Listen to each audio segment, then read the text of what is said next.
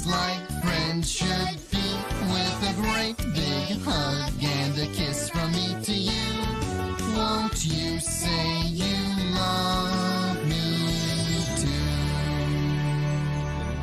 Oh my.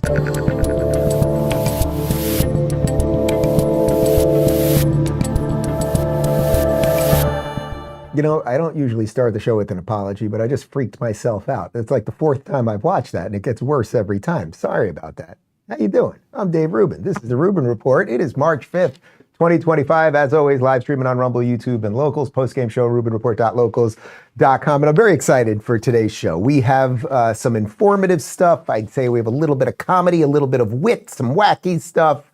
It's a little bit of everything. That is what I can promise you for the next hour of your life. And of course, there's a million shows that you could be watching to recap President Trump's speech last night. And they're all going to kind of start the same way and show a lot of the same clips. So I want to take a little different tack at it to start. I want to start with something else for a moment that will frame what we're doing today, which is that my buddy Stephen A. Smith went on The View yesterday.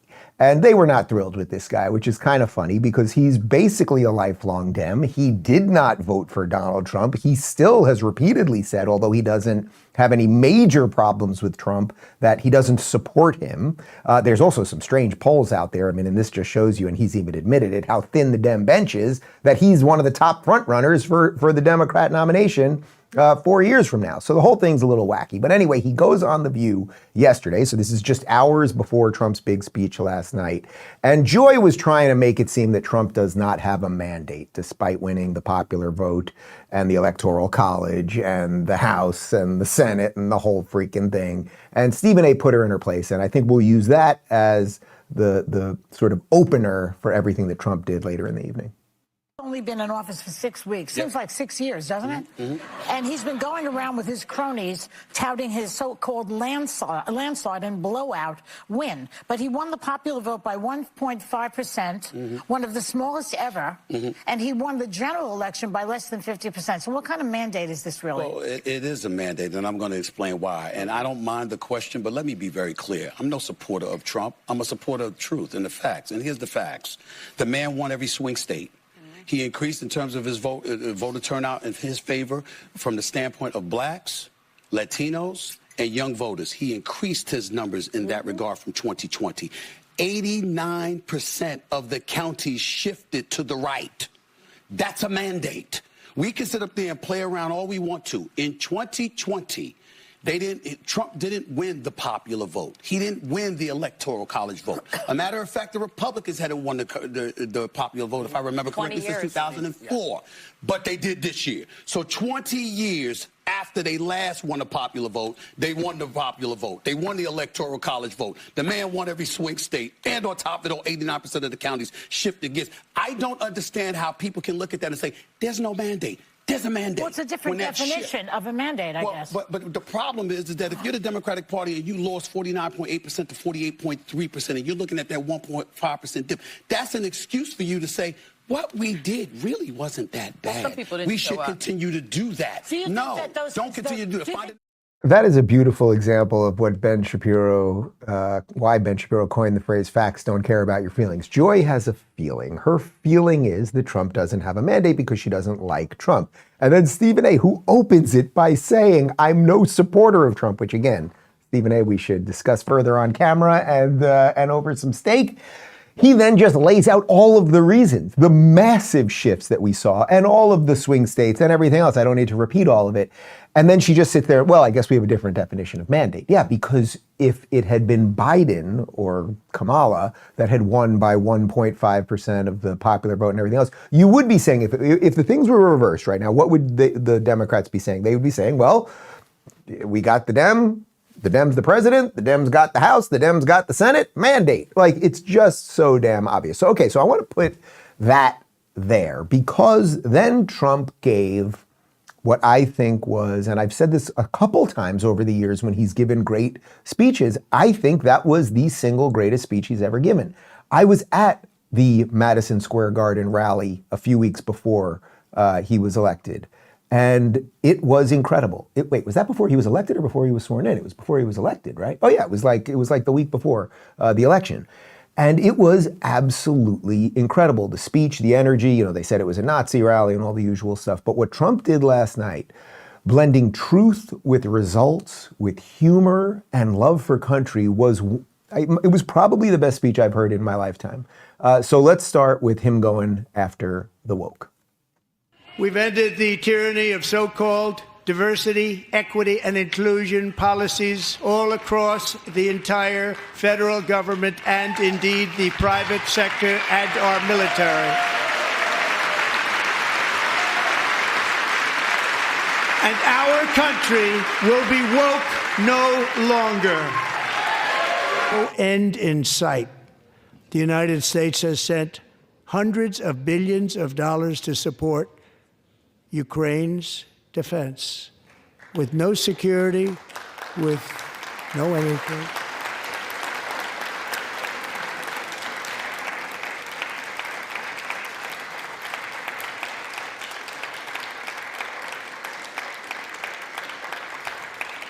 Do you want to keep it going for another 5 years?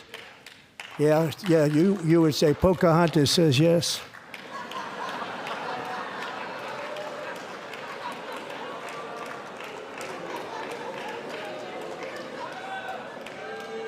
All right, so there's two things that happen there. Obviously, the woke stuff, we don't have to get into that. It's obviously great that we're getting DEI out of the system and that we're gonna have less boys beating the crap out of girls and that stuff. Okay, fine.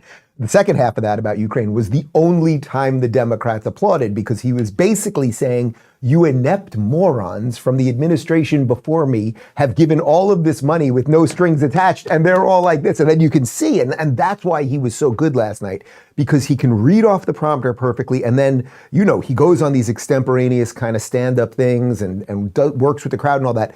But he looks at them and basically says, do you guys want it to go on forever? And they're just applauding Ukraine and more money to Ukraine. And then he kind of sticks it to Pocahontas. There was also a rumor going around, I cannot confirm nor deny, that Ilhan Omar had a bomb under her little do-rag there. I don't know. I just saw it on Twitter. Here's Trump. This was maybe my favorite part of the entire, the best kind of one-liner on the whole thing when he was talking about the border. The media and our friends in the Democrat Party kept saying we needed new legislation. We must have legislation to secure the border. But it turned out that all we really needed was a new president.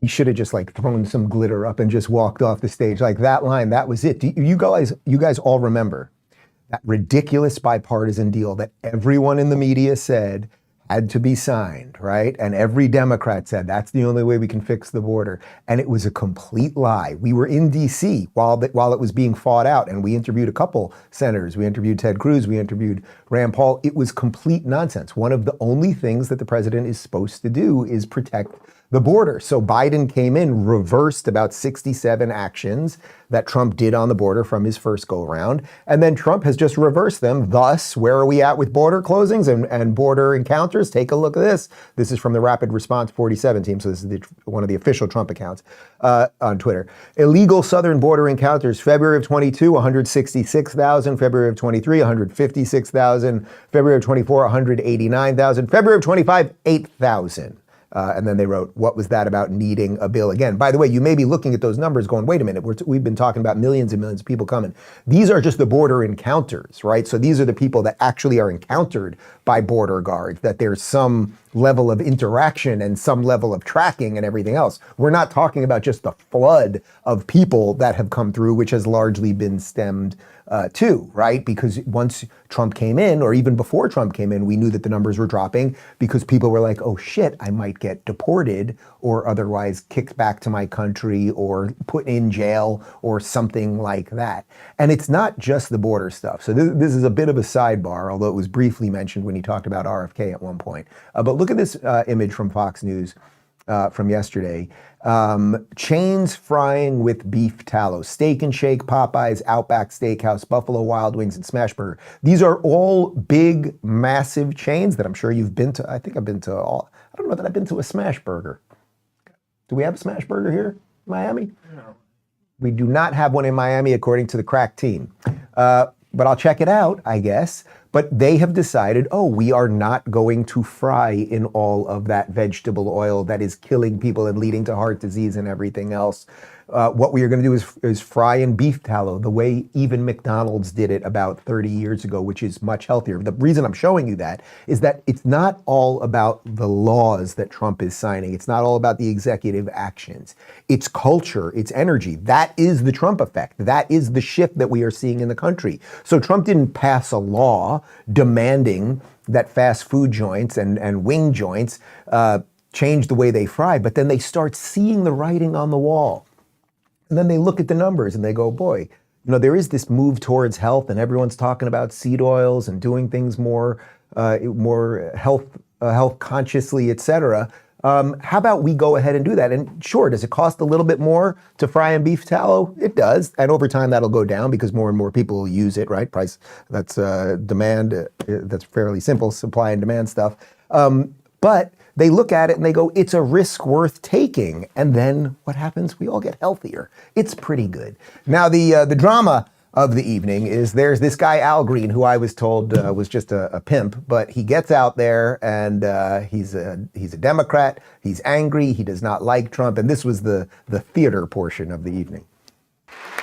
Small business optimism saw its single largest one-month gain ever recorded. Mr. President. A 41-point jump.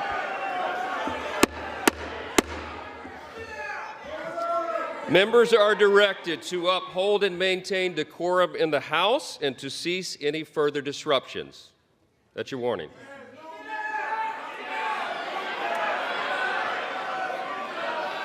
Members are engaging in willful and continuing breach of decorum, and the chair is prepared to direct the Sergeant-at-Arms to restore order to the joint session.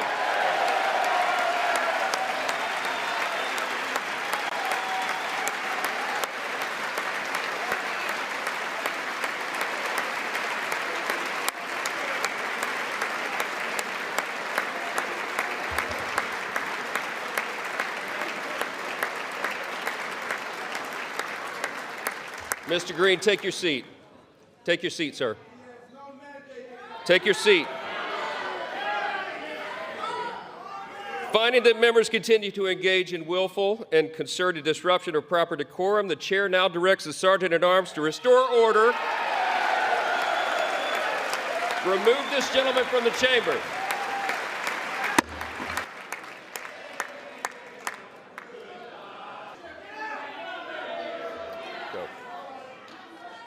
All right, pimp, you're going home. That's right, waving his cane around, screaming. That was the theater portion of it, right? What I mean by theater was that was prepackaged. That was Al Green's intention. He wanted to get kicked out. He wanted everybody to talk about it the next day. Obviously, Mike Johnson dealt with it swiftly and cleanly. I also think Trump really dealt with it well. Like, Trump didn't get into it with him, which he could have maybe in a different forum, different setting. But Trump kind of stepped back. The process worked. And then just one more thing on this ridiculous Al Green, who, by the way, he represents Houston, which is struggling in so many ways right now. Which I think Jasmine Crockett's also from Houston. Man, what did Hakeem Olajuwon and Clyde Drexler do to deserve these people? I do not know. But here's Al Green after he got kicked out. I'm gonna impeach him. I'm gonna impeach him. And I was making it clear to the president that he has no mandate to cut Medicaid. I have people who are very fearful. These are poor people, and they have only Medicaid in their lives when it comes to their health care. And I want him to know that his budget calls for deep cuts in Medicaid. He needs to save Medicaid, protect it. We need to raise the cap on Social Security. There's a possibility that it's going to be hurt, and we've got to protect Medicare. These are the safety net programs that people in my congressional district depend on. And this president seems to care less about them and more about the number of people that he can remove from the various programs that have been so helpful to so many people. Is yelling during speech the best way to get that across? It is the best way to get it across to a person who uses his incivility against our civility. He is a person who has consistently been used incivility against civility. Right. I don't think we have to analyze that too much. Suffice to say, okay, you don't like what the guy's doing, but he has every right to do it. He's hacking away at the system. You live to prop up the system, and you're upset. What I really want to focus on is the guy's beard, because what the high hell can you put him in a box, or can we throw back to him while I'm doing a little analysis here? You got to do a basic shave job. Like, it is possible I might have a few hairs over here. It's possible every now and again. You know, I look and I go, oh, I better make sure that the shape stays nice over there. The man is being taken over. He looks like he's going into Teen Wolf mode. Like, maybe he was turning into a wolf, and that's why they had to get rid of him. But why doesn't someone say, all right, you can come back to me. I can't look at this much longer. He's also very greasy, but like, we got a lot of grease over here. Like, why didn't someone say, dude, you've got grease dripping out of your hair. The beard's going up way too high. The cane, it's just too much. It's too much. Let's talk about PDS debt for a minute. Getting into credit card debt is easy. Getting out, that's a whole different story. The system is set up to keep you stuck, but you don't have to stay that way. If you're struggling with credit card debt, personal loans, collections, or medical bills, you need to check out PDS Debt. PDS Debt offers a service that matches you with debt solutions tailored to your financial situation. If you're making payments every month but your balances aren't going down, PDS Debt can help. Here's the best part. Anyone with $10,000 or more in eligible debt qualifies, and there's no minimum credit score required. Even if you have bad or fair credit, PDS Debt has options for you. They'll help you save more while paying off your debt in a fraction of the time. Stop waiting and start saving today. Get your free debt analysis right now at pdsdebt.com/Rubin. It only takes 30 seconds to get started. That's pdsdebt.com/Rubin. Take control of your financial future today. All right, so during the commercial there, we were all discussing that maybe I was being a little harsh with Al Green, you know what I mean? Maybe he doesn't have good people around him that could say shave a little more appropriately, or get that grease out of your hair, or stop screaming and interrupting the President of the United States. And I don't want to make it seem like I'm against Al Green, because you remember the original Al Green? Like, this guy's an Al Green knockoff. There's Al Green, right? That's Al Green. You remember Al Green? What was the main song from Pulp Fiction? I'm going to be in love with you. I'm going to stay in love with you. Remember Bruce Willis sitting there? The Pulp Fiction, someone help me here, guys. Pulp Fiction, Bruce Willis, the Al Green song that's playing in the back. Yeah, let's stay together. Tina Turner did a great cover of that too. This is a wide show. I mean, we are dropping information bombs on you people. Anyway, the point is, I'm not against Al Greens. I'm against one specific Al Green. The other Al Green, great song, great song. Let's stay together. All right. What else is happening here? Well, at the big event last night, this was actually a beautiful moment. I'll get out of comedy mode for a second. This was a really beautiful moment. There's a kid by the name of DJ Daniel. Turns out he had brain cancer, and he has wanted to be a police officer. And, well, you saw it already. Here's Donald Trump giving an honorary Secret Service badge to this beautiful young man. Since that time, DJ and his dad have been on a quest to make his dream come true, and DJ has been sworn in as an honorary law enforcement officer, actually a number of times. The police love him, the police departments love him. And tonight, DJ, we're going to do you the biggest honor of them all. I am asking our new Secret Service Director, Sean Curran, to officially make you an agent of the United States Secret Service.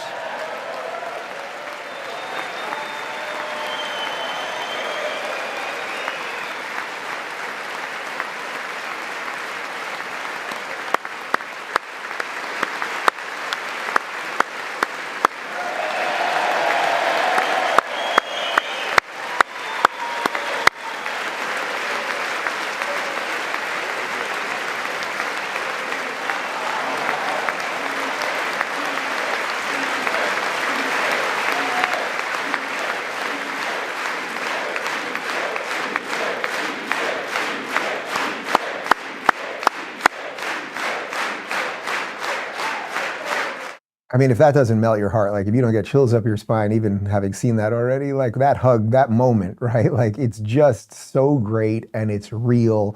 And what you had there were a whole bunch of decent people. Unfortunately, they were all Republicans, because the Democrats did not applaud for that kid. Applauding just an absolutely beautiful moment, a kid who's surviving brain cancer.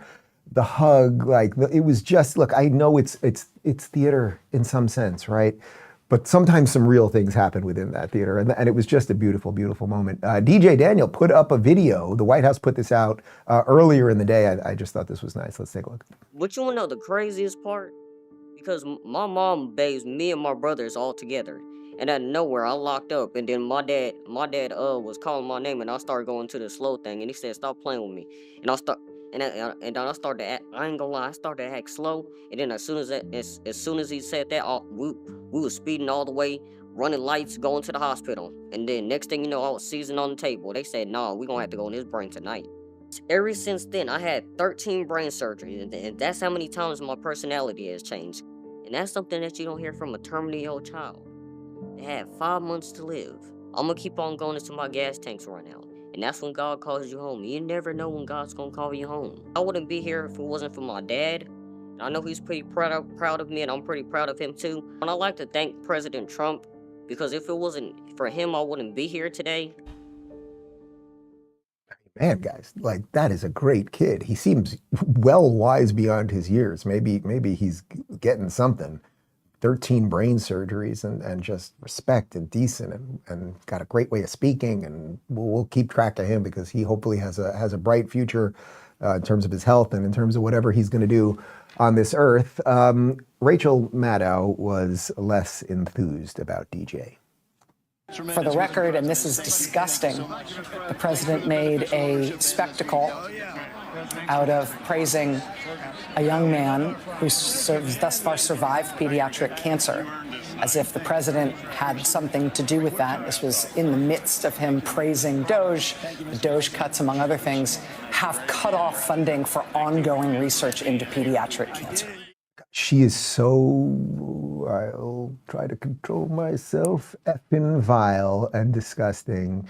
That was such a beautiful moment. And if your brain is so broken and you are so partisan, when something like that happens, that beautiful hug right there, that kid, like, that's real. That's actually real. We're consistently smashed with fakery. That's what you people offer us all the time. We see something real. Donald Trump didn't take credit for saving the kid. Donald Trump didn't take credit for the 13 surgeries. There was a nice moment up there. And as you guys know, had it been Biden doing the exact same thing, she would have said it was the greatest thing ever, and this has nothing to do with Doge or anything else.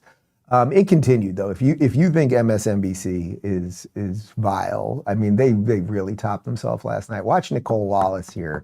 I'm gonna tip you off a little bit. She's gonna start making sense, and then, well, you just keep watching.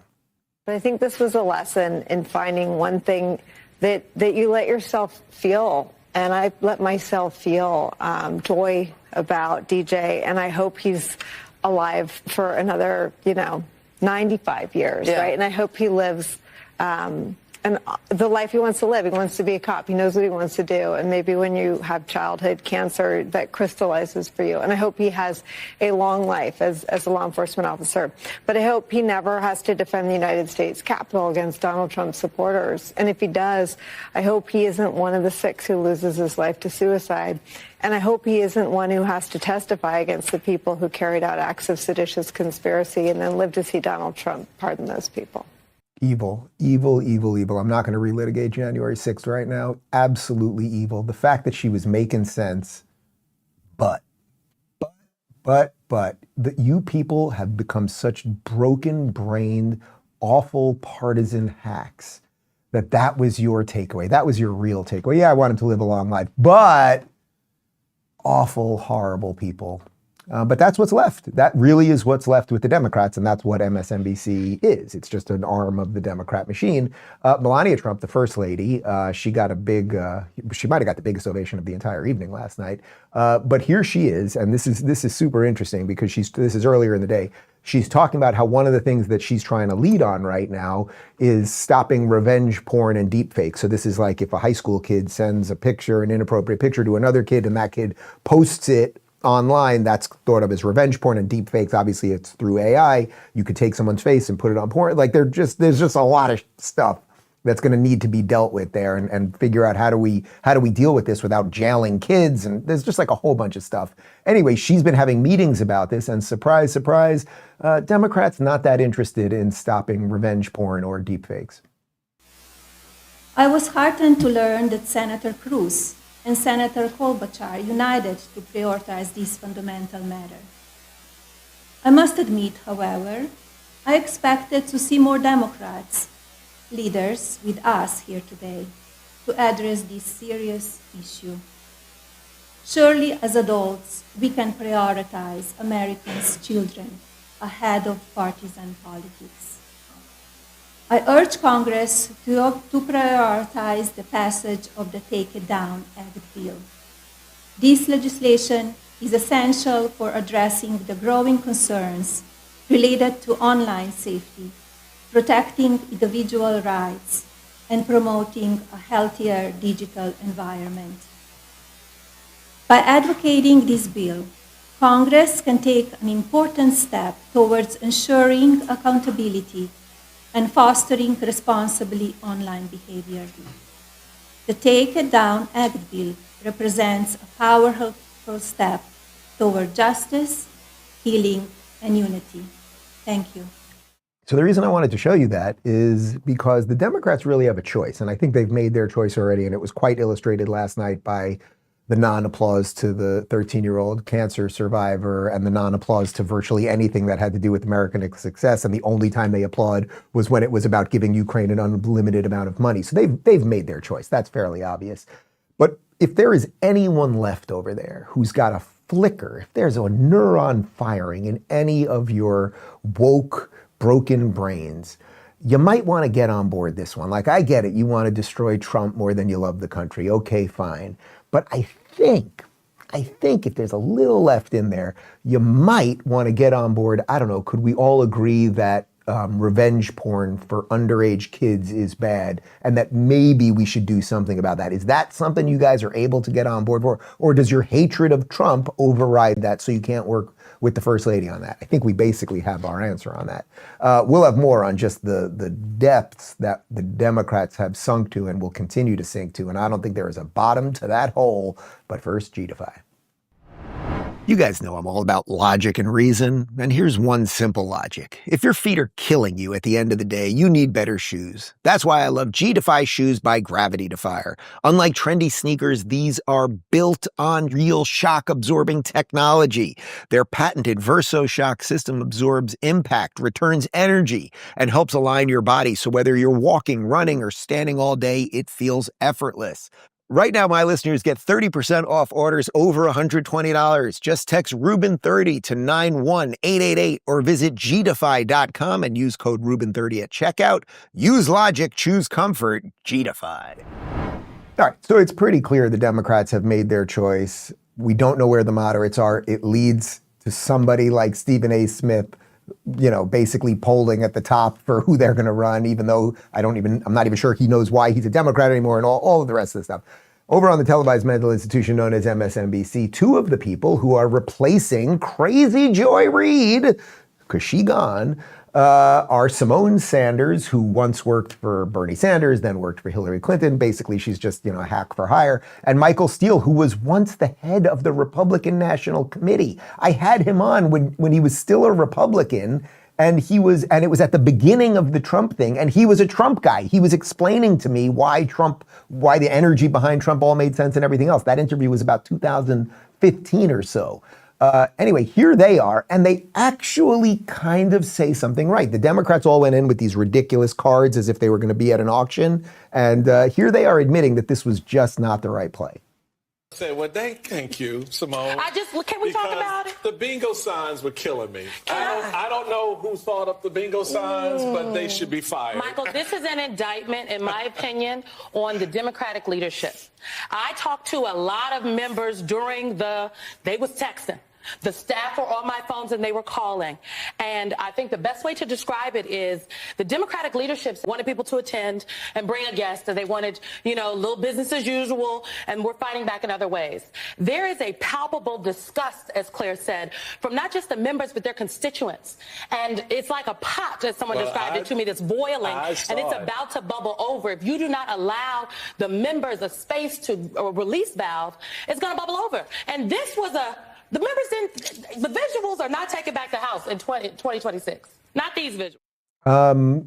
what are you really saying there, Symone Sanders? And I get it. You hated Hillary when you were with Bernie. Then you started working for Hillary. Now you're just a DNC, cog in the machine. You'll lose your job soon enough and you'll be the next Joy Reid. Okay, fine.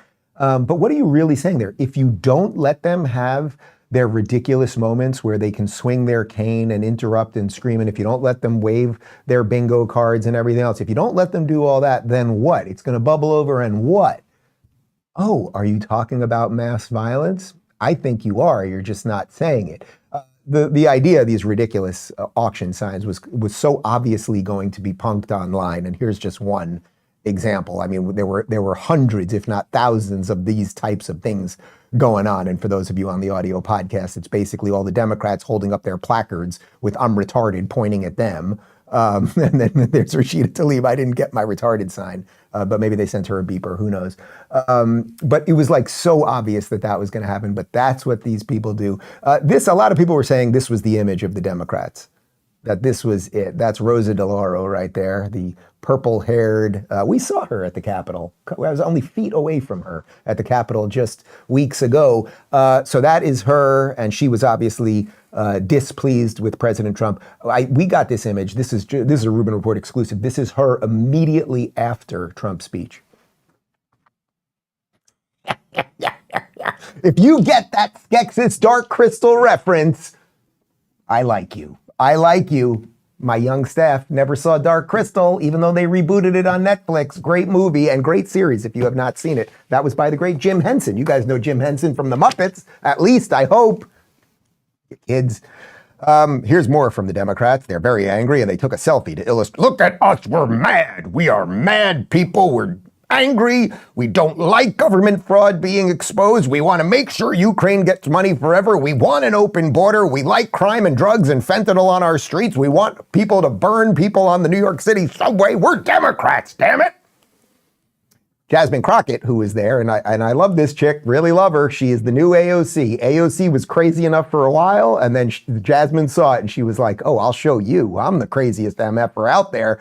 We have to cut the audio on this thing, because otherwise we'd get a copyright strike. So just look at this. So she did a little song and dance video. That's what they do, because they're all actors. So this is her right before. She gets her staffers in there, and look at her. She's doing it, and the team wanted me to rap the song that she was singing, but nobody wants to hear Dave Rubin. But look at her. She's got the moves and yeah, all right. Yeah, okay. So that's Democrats. That's what they've got. Crockett then, with her fake eyelashes and her angry demeanor, well, here she is. And she just not only can she dance to show she doesn't like Trump, she can also say it. Unfortunately, we have someone that is occupying the White House, and as far as I'm concerned, he is an enemy to the United States. He swore an oath just like the rest of us. But right now, when you are literally putting us at risk, all because of what? Because you want to convince your followers that you should be a dictator too, that you should never leave the White House, because you don't believe that elections should take place. I don't really understand what is going on, and I don't know what it's going to take to get people to wake up. I want to make clear that when we hear the stories of the economic impact, these are stories that are impacting all of us. It's not just women. Unfortunately, we had an opportunity to have a woman lead this country, and I promise you she would have led us to the promised land. But instead, we got somebody that seems like he want to take us to hell and back again. But I'm trying to tell y'all that we, the women of the DWC, will not stand for that. Led us to the promised land? Kamala Harris would have led us to the promised land? You mean Israel? I'm pretty sure you're not an Israel supporter, Jasmine Crockett. Also, everything she says, it's just nothing. What did she say? That Trump is literally putting us at risk because you want to be a dictator and stop elections. Did I miss that last night? I did get up at one point. I had to pee. Did I miss when Trump said he wanted to stop elections and maybe be a dictator? It was an extended pee. I drank a lot of wine. No, I didn't drink last night. I'm just kidding.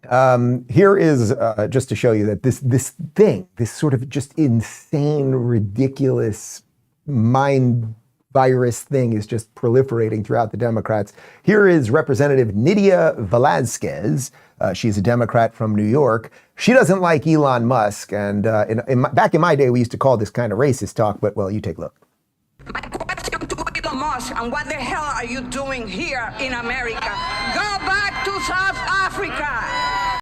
So you want to send an African American back to South Africa, you racist, disgusting woman, you. Interestingly, Nydia, was that her name, Nydia? She's first generation from Puerto Rico. Puerto Rico? Now, if I was here saying, Nydia, I don't like you, go back to Puerto Rico, people would say that's racist. You are a ridiculous buffoon. Go back to South Africa. By the way, that's exactly what Joy Behar said. Well, Joy Behar said a couple days ago that Elon supported apartheid because he grew up in South Africa. Like, these brain broken. Speaking of brain broken, they didn't know what to do after, because after one of these speeches, this was not a State of the Union. Everyone thought this was a State of the Union. I even tweeted at one point that it was State of the Union because that's what we think of these things. This was a joint session of Congress speech. Not much difference in reality. But afterwards, the Democrats gave their rebuttal. And when we talk about this thin bench, so it's like somebody at the DNC was looking at the list. Well, who do we got?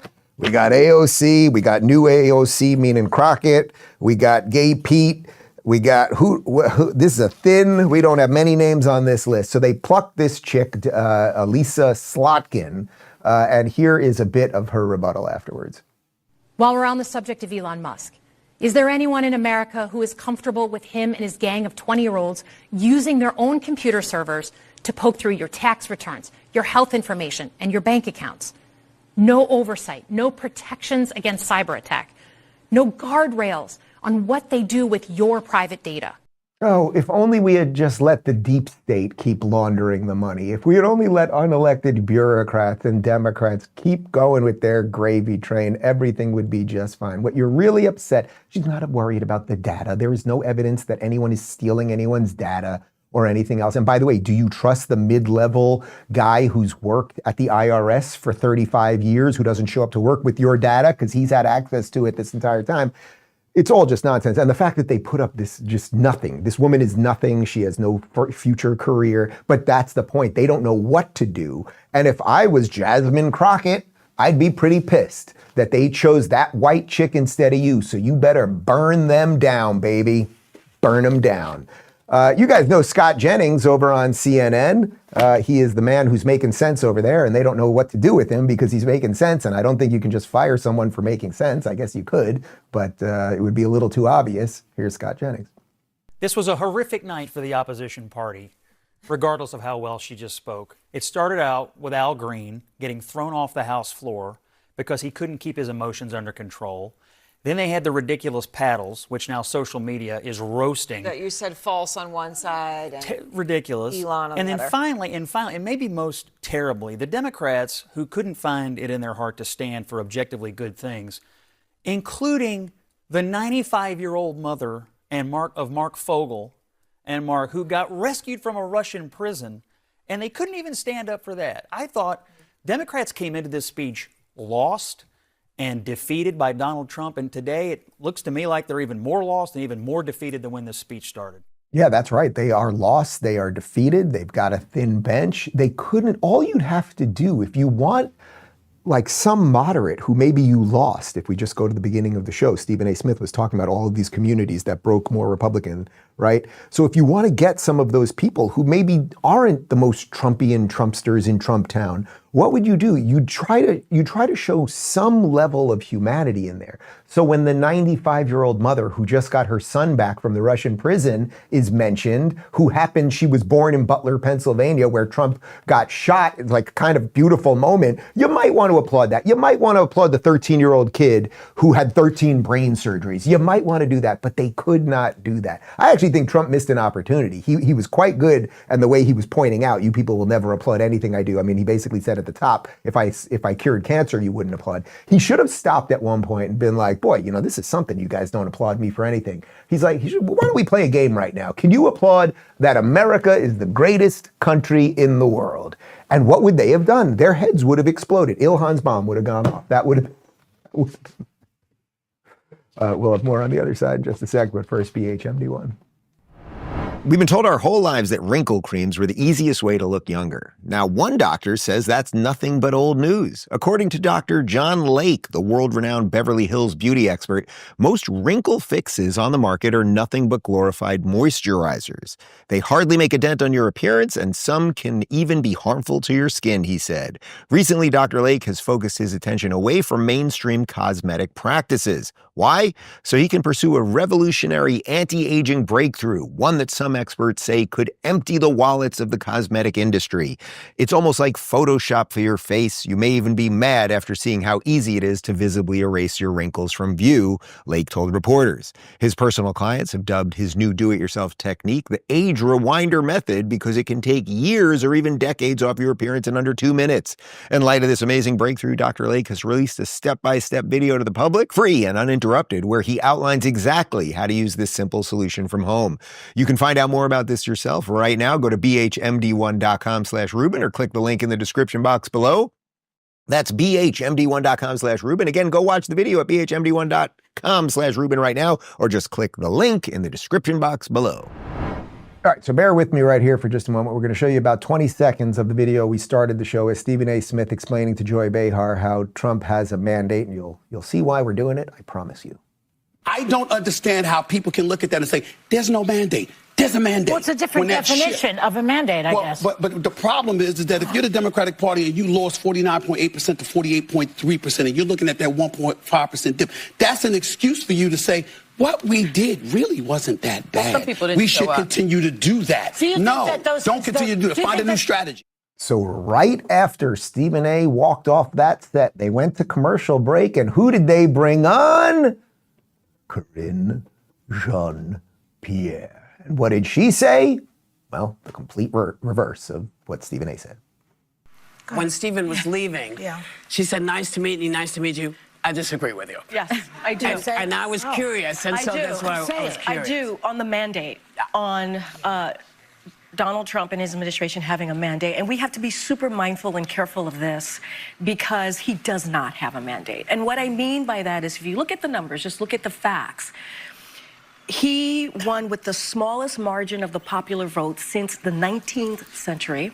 Yeah. There was no coattail, meaning that it is the House is at a razor thin, and he's on his way in the first 100 days to be the most unpopular president in their first 100 days. The fact that they put this woman on who just spent the last 3 years gaslighting us about Biden's mental health, about the border, about everything, just lying. And then everything she says there is just pointless, utter nonsense, which again, of course, they would always say the reverse if it was their guy in charge right now.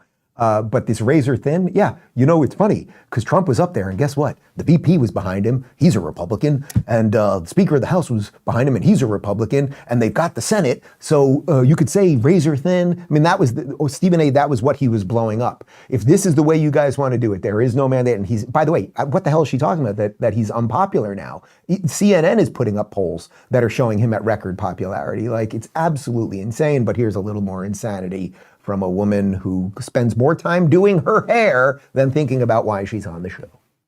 I do want to ask about your boss, President Biden. You were asked recently at Harvard about the onslaught that you guys faced after he had a very bad debate performance. You described it as a firing squad. Another Biden aide said the party lost its mind. Do you believe that Joe Biden would have won if he had stayed in? And a follow-up to that, do you think Kamala Harris would have had a better shot had she had more time? So look, I was asked a question. I answered it honestly and how I felt at the moment. I was the one that was going to the podium almost every day after that happened. And it was shocking what I saw. But I also, I can't speculate, right? I don't know what would have happened. And anybody who says they do, they don't really know. Oh, really, lady? It was shocking to you how bad the debate was? Because I'm pretty sure that's not what you said the next day.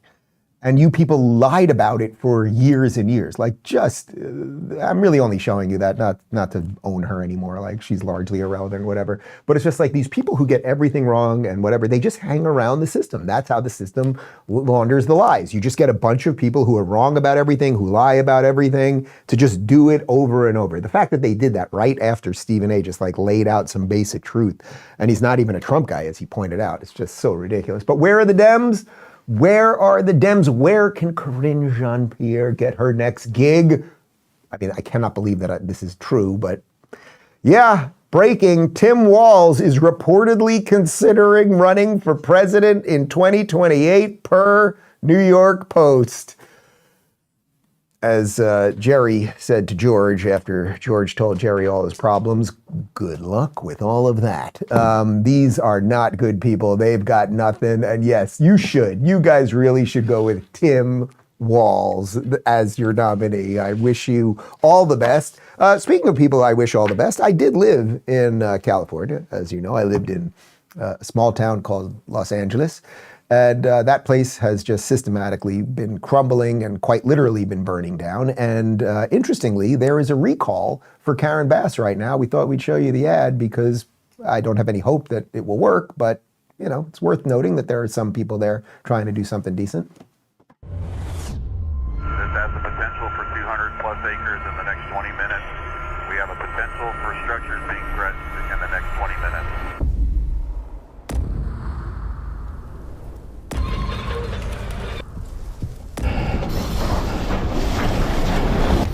Trying to contain those massive Los Angeles wildfires. At least 24 people have tragically been killed. When the fires broke out, LA Mayor Karen Bass was in Africa. We know that there was warnings about the weather before you went. When she returned, instead of answering critical questions from reporters, she chose to just ignore those questions and stay silent. Do you owe citizens an apology for being absent while their homes were burning? Madam Mayor, have you absolutely nothing to say to the citizens today who are dealing with this disaster? We'll accept on blame, right? So at the early times, we endorsed Karen Bass. That's a mistake, and we admit that. There are calls for Karen Bass to resign, and those calls are getting louder.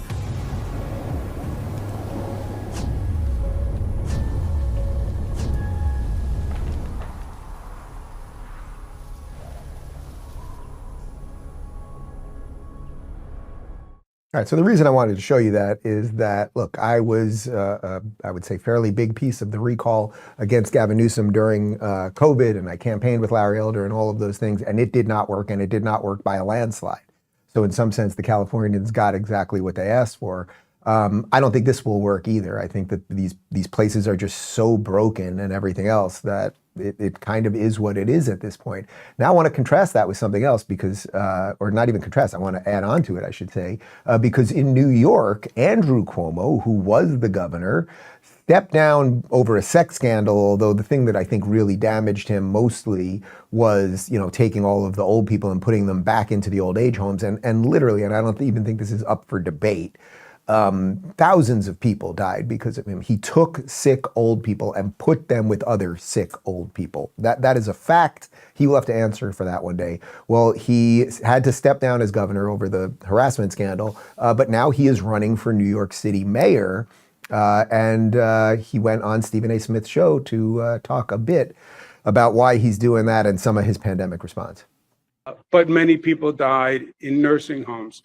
The bottom line for the state of New York, and to cut through all the politics, they then count how many people died in nursing homes per 100, okay? So it's apples and apples, big state, small state. Mm-hmm. For every 100 people in nursing homes, how many died? State of New York is number 38. Which means only 12 states had a lower rate of death than New York. And that is saying something, Stephen, because, you know, we had it first and other states had months to prepare. It just fell out of the sky for New Yorkers. But those are federal numbers. The rate of death in nursing homes, we ranked number 38. I would have liked to be number 50. Mm-hmm. But 38, only 12 states had a lower rate of death. I think that says New York officials, health officials, right, not only did it. All right, New York, it's just like LA. You're going to have to decide if you believe that guy. Also, other states had months to prepare. COVID was just dropped on New York. Like, That's complete and utter nonsense. We all had the exact same amount of time to prepare. It did hit states a little bit differently. And by the way, there were weather reasons that, some places it was cold, people were a little sicker, there wasn't as much vitamin D. Like, you can go into all of the litany of arguments, but the fact is he put those old people back in those old age homes, and a lot of people died. If you want more on that, check out my interview from, it's 3 years ago, time flies, with Janice Dean, who is one of the weather analysts over on Fox News, and both of her in-laws dead because of what that man did. Fact. Don't listen to me on that. Check it out. So this is what the Democrats have. You have sort of the lying liars who will lie and launder the lies, like the Karine Jean-Pierres. You have the Jasmine Crockett's with their fake eyelashes and their dances.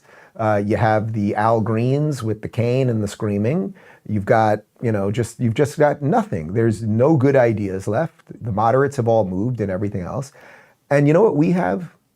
We have a wide coalition of people who love America. Was Trump partisan last night? Not really. It was all pro-America. He explained why he's doing what he's doing as it relates to tariffs. He explained why he's doing what he's doing as it relates to Ukraine. He explained why he's doing what he's doing as it pertained to the border, et cetera, et cetera. And then at the end of what I thought was, again, the best speech I've ever heard a politician give, he left us with an awful lot of hope. It was quite beautiful. This will be our greatest era.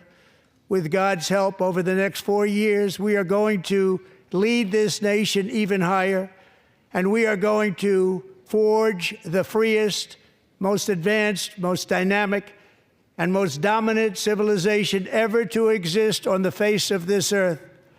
We are going to create the highest quality of life, build the safest and wealthiest and healthiest and most vital communities anywhere in the world. We are going to conquer the vast frontiers of science, and we are going to lead humanity into space and plant the American flag on the planet Mars and even far beyond.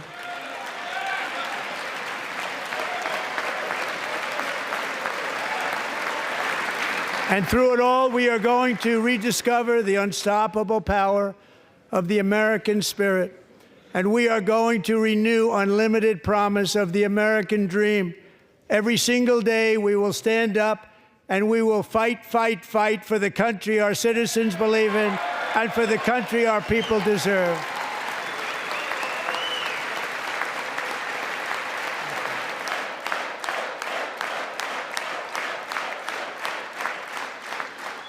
My fellow Americans, get ready for an incredible future, because the golden age of America has only just begun. It will be like nothing that has ever been seen before. Thank you, God bless you, and God bless America. Guys, thoughtful, inspirational, aspirational, proud of our history, and paving the way to our future. It does not get much better than that. And hopefully some of these broken brain people will start seeing that more and more and join us. I will leave you with Al Green. And no, I'm not talking about cane waving Al Green. I'm talking about let's stay together, loving you whether times are good or bad, happy or sad.